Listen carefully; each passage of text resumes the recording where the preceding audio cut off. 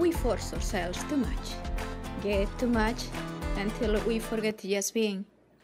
Hi, I'm Isabel Rolo, and welcome to the show, Let It Shine. Welcome to Let It Shine show. Today with us is again Dr. COGHLAN, veterinarian. Welcome back to the Let It Shine show. Thanks for having me. Yeah, much obliged. And I heard that you had a new book. Well, it's not out yet. The first Paleo Pet has changed significantly. I started writing that about a dozen years ago. What is about it? The original Paleo Pet was just a discussion of why veterinarians are seeing so many new diseases in dogs and cats, or diseases that were once rare, that we're starting to see more of. And the most common right now, I guess the best way to put it is if a dog or a cat gets yeast. Yeast infections used to be almost unheard of, you know, in the 70s and 80s, and we're starting to see more yeast conditions. We're starting to... The yeast is because of the grain? Yeah, well, yeast is, you know, a very simple microorganism. Many people don't realize that dandruff, simple dandruff in humans is caused by yeast. And that's why Selsun Blue and Head and Shoulders, these are actually, they kill the yeast and they cure dandruff. People, you know, in other words, it's a very simple, relationship between sugar in the diet and the growth of yeast. Yeasts are very simple. They need sugar. If you eat too much starch, which is converted into sugar, we get more fungal infections like toenail funguses and dandruff. Well, we're seeing a heck of a lot more of that in dogs and cats. And you know, 10 years ago, we didn't have some of the medications that we now need on a daily basis. So this is because we see now more and more pet food without the grain? Yeah, well, you have to figure, and this is the most important part, is before World War II. And you can kind of use that as a turning point because there were a lot of changes with World War II. 95% of the dogs and cats were fed canned, right? So it was horse meat. Back then they had horses and whatnot. But you know, beef and chicken, and it was mostly meat in canned form that had, you know, whole grains in it, like barley and corn and soy.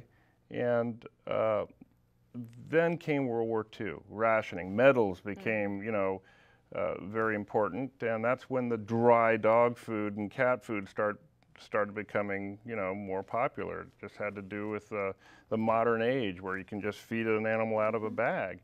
Well, you know, everybody always says, yeah, you know, my old-time clients, they said my dogs and cats live forever. They never had teeth problems or anything like that. Well, there is a lot of truth to that, because since we started with dry food, we've seen more and more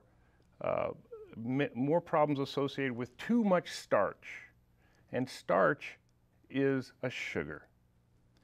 Dogs, not so much cats, have ptyalin, which is salivary amylase. Amylase breaks starch into sugar.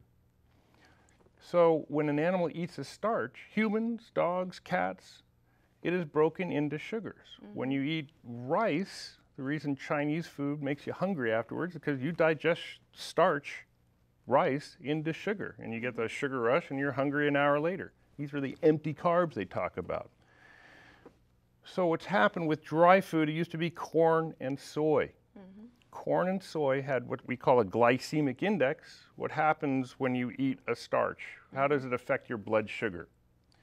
Corn and soy had a low glycemic index, and then corn and soy in the 80s became very expensive as a commodity. They went from $150 a bushel to $800 a bushel, and I think 87 or later than that. 800 cents a bushel is a lot when they can buy rice at 80 cents a bushel, brewer's rice. So what's happened is economy and the commodity prices. If you're going to be a competitive business and you're making billions of tons of dry dog food, are you going to select rice, which has a lot of protein in it, or corn, which has a lot of protein but is very expensive? So what's happened is rice and lesser grains, such as wheat and the barleys, and you know, now even potatoes have replaced the more expensive corn and soy. One problem there. Corn and soy had a low glycemic index, meaning they were difficult for the body to take that starch and make sugar out of. Sugar indexes, which is the glycemic indexes, what happens to your body when you eat something? How does it affect blood sugar? And a lot of my clients are astounded when I give them these simple facts. If you're diabetic, for instance, a human who has diabetes, the doctor first thing says, don't eat so much rice, stay away from pizza and bread, you know. The reason is because every grain or starch source has a different effect on blood sugar. If I told you Coca-Cola, they had to lay off 1,400 employees, you know, a few months ago because moms aren't letting. About the brand. Yeah.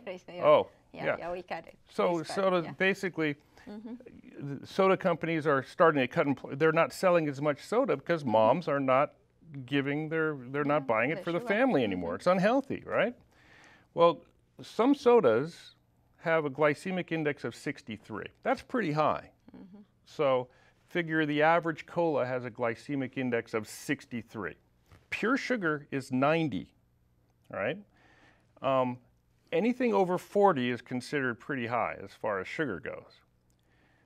If Coca-Cola is 63 and pure sugar is 90, how does rice, one of the more common inexpensive ingredients of pet food, compare?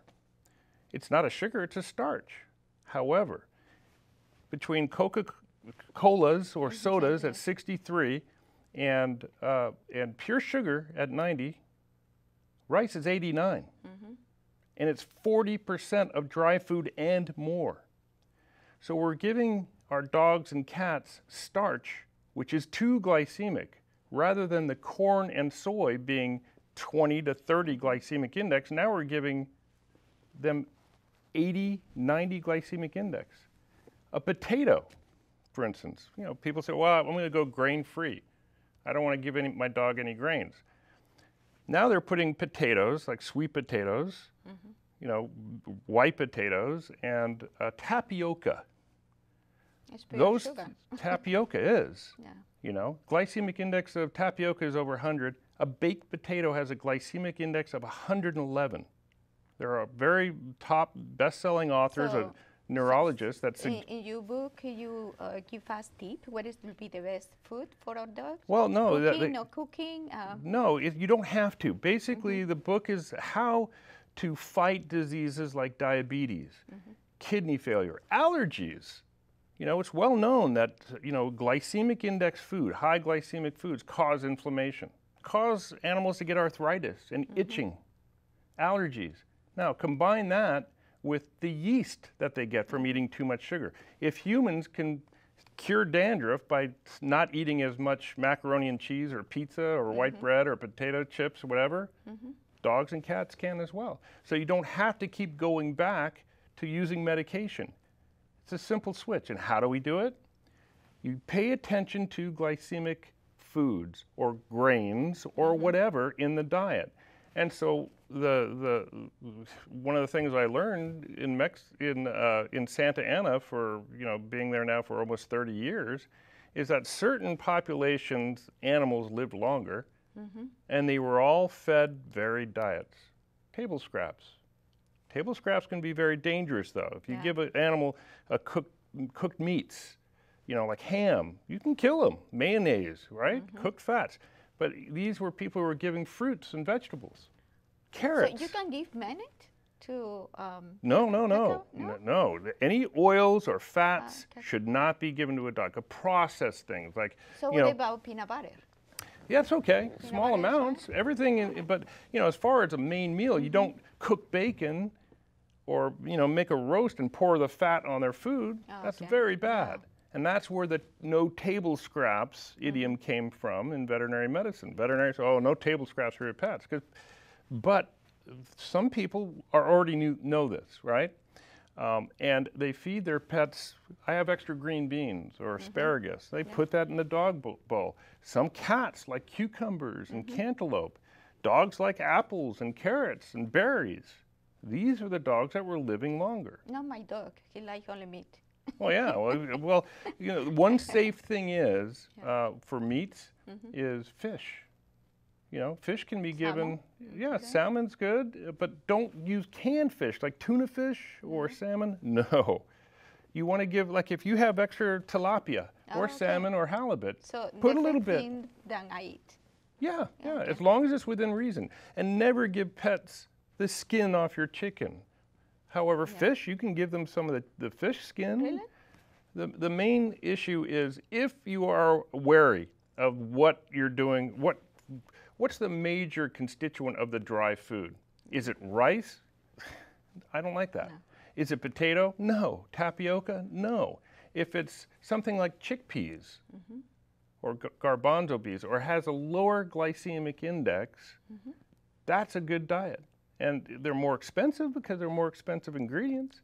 Corn is actually coming back. What is about hummus? It's made with the... Which one? Hummus. Hummus, yeah, exactly.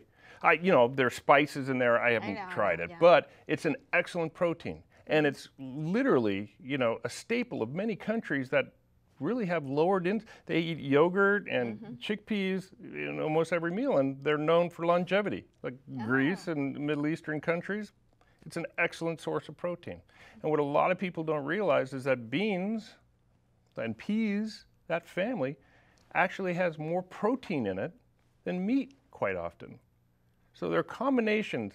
They're more expensive. In fact, corn is making a comeback, but now corn is so genetically modified. They have a higher starch content in the current corn because they were using starch in corn to make high fructose corn syrup. And how did they make that? Cornstarch and a drop of a special amylase will turn it into the sweetest, one of the most glycemic but sweetest chemicals that we use in sodas and such. Basically, Paleo Pet is a realization that when you give a dog or cat glycemic grain starch that's over 40, you're going to cause problems. And it's abundantly clear that if in the last 10 years I'm prescribing more antifungals for yeast, or I'm seeing more diabetes or arthritis or allergies. Give us a tip. What kind of food you must to give to a dog, for example, that has arthritis? Arthritis? Yeah. To prevent it. Or maybe ease the pain. The best thing to do is go online and you can Google anti-inflammatory diets for humans. Oh, for humans. Right, anti-inflammatory diets. So if you look at like the 10 most inflammatory foods for humans, number one on the list is usually, a muffin or pizza. It's starch and sugar and fat. These are the three things that cause inflammation. So what do we want to give a dog or a cat? We want to probably prefer canned food that's mostly meat. So in the new book, the second edition of Paleo Pet, we describe how to use mostly meat canned food and add things to that. Like what? Like green beans, like we had green beans last night. You have extra. You don't throw it down the garbage disposal. Just cut it up fine and give it to your pet. Dogs and cats like green beans. Dogs will eat all types of vegetables. And it's completely fine for them to have cooked or raw. It doesn't matter. Dogs love cabbages, broccoli, cauliflower. Cats, cucumber, cantaloupe, things of that, the muskmelon variety. Why do pets eat grass? Why do dogs and cats eat grass? They need it. It's not because they feel sick. They actually crave it because there was I did a study on some pet food and found out there's one nutrient that's missing from pet food that's not even listed as minimum requirement. There's a vitamin called PQQ. PQQ is absent in commercial pet food. It's as essential for all living mammals as vitamin C is for humans. There's no PQQ in pet food, none. What are three rich sources of vitamin PQQ? Parsley, cilantro, and grass. Is it any wonder why dogs and cats eat grass? It's good to cook the food with the parsley for your dog? Well, I don't know about, some they like it, some they don't. It's a little bit toxic. If you have extra salad and it's not got a lot of dressing on it, put it down, see if your dog likes it. Not every dog is going to eat vegetables or fruits. You try it. If they're a puppy, try and encourage them. Everybody always has leftover vegetables. Throw that in the food. Okay. Yogurt is another important thing because dogs and cats need probiotic bacteria for their intestinal health. How often? I go every meal with. Every meal? And, after the meal? Yeah, I mean, probiotics in yogurt, I mean, that was discovered long, long ago. A guy named Nobel Prize winning doctor Eli Meshnikov discovered that, oh, there's a probiotic that's preventing his soldiers he was working on from getting salmonella, a type of yellow fever. It's a bad bacteria. There's one soldier who wasn't getting salmonella. That soldier happened to be eating cheese sent by his family in care packages to the station. He was eating this cheese, and he was the only one not getting salmonella. He discovered that there was a bacteria in that cheese he was eating that was preventing it. So you can preserve food. You can keep animals from getting bad bacteria just by eating, giving them a probiotic. So giving cheese is good for Yeah, you too? yeah, cheese is fine. Not You too love much, food, everything in small amounts. You don't want to like a lot of people will probably end up listening to this and, you know, oh, we're going to go get you a can of food, and you can't change fast. You start slow, and that's what the book describes. What we can do to be more attentive, to be more understanding that what we're giving our pets is similar to my child eating pizza and macaroni cheese and cheeseburgers, and that's it. Yeah. Do we have any wonder why they get obese or why they get thyroid problems? It's simple. It's so simple, and it's frustrating for me because I have to fight the commercial pet food industry that, you know, shows wolves and, you know, lynxes in the woods saying, oh, when we have these little blueberry bits, nutrition, vitamin. Don't believe advertising. And I have to fight that with every client. Every client comes in, they say, oh, corn's not good for you. It's a filler and causes allergies. Well, that's not true. That was advertising. The same advertising that caused people to smoke in the 60s and 70s when it was already well known that it causes cancer. Okay. Well, thank you so much. Good luck with your book. Yeah, thank you very much for having me. I appreciate it. And just remember, let it shine. Thank you. Good, yeah. That was way down south in Costa Mesa, just about an hour from LA. A television show is taping, guaranteed to make your day. Let it shine. Let it shine now. Let it shine for everyone to see. Let it shine. Let it shine now. On the Let It Shine show, you can be what you want to be.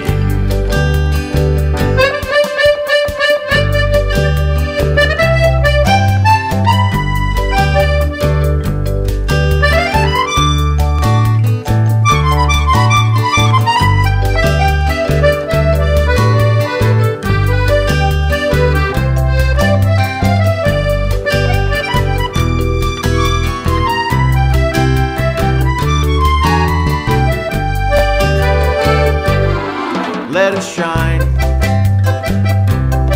Let it shine now.